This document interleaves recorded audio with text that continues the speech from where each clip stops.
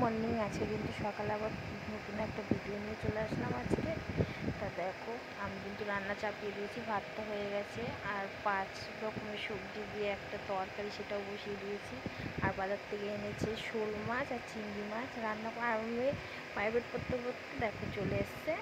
আর এই যে আমি মাছগুলো ধুয়ে নিচ্ছি লবণ দিয়ে, আর আমার যতক্ষণ না মাছগুলো ভালো সাদা জল না বেরোবে ততক্ষণ আমি ধুতে থাকবো। লবণ ছাড়া আমি মাছ ধুই না। মাছটা ধোয়া হয়ে গেছে, এবার আমি চিংড়ি মাছটা ধোবো। আর তার আগে আমি একটা একটা করে রান্না করি, তো একদিকে রান্না করে একদিকে গুছাই। এর জন্য আমার এইদিকে তোমার চিংড়ি মাছটা পরে বেছে নেব। আগে ভাবলাম যে শোল মাছটা রান্না করে নিই। আর আমাদের শোল মাছটা কীভাবে খাই জানো, পুরো কষিয়ে নেয় মশলা দিয়ে, তেলের মধ্যে ছিঁড়ে একবারে সোমবার দিয়ে সেটাকে কষিয়ে নেয়। আর এদিকে আমার তরকারিটা ফুটছে। আর যখন আমার দেরি হয়ে যায় তখন আমি কী করি জানো তো, একবারে 3টে উনুনের মধ্যে 3টে কড়াই চাপিয়ে দিই।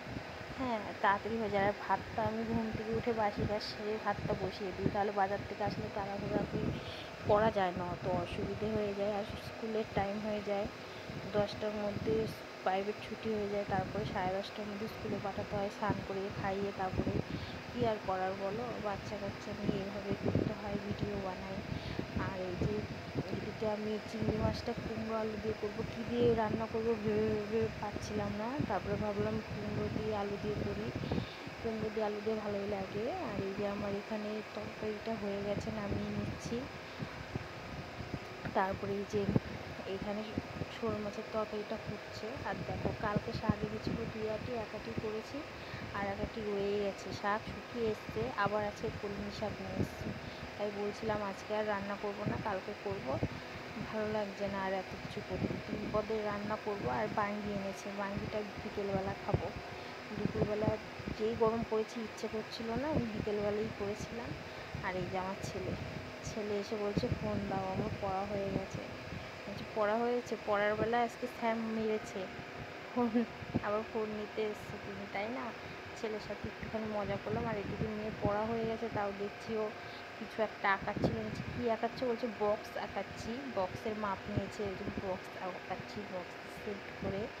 আমি বলছি তাই আঁকো। আর এদিকে দেখো, কালকেও আমাকে দুধ দিয়ে গেছে, আর কি ফ্রিজটা খারাপ হয়ে গেছে, এর জন্য ফ্রিজে রাখতে পারিনি, ফ্রিজটা ঠিক করেছি আবার খারাপ হয়ে গেছে। কীরকম কপাল খারাপ বলো তোমরা?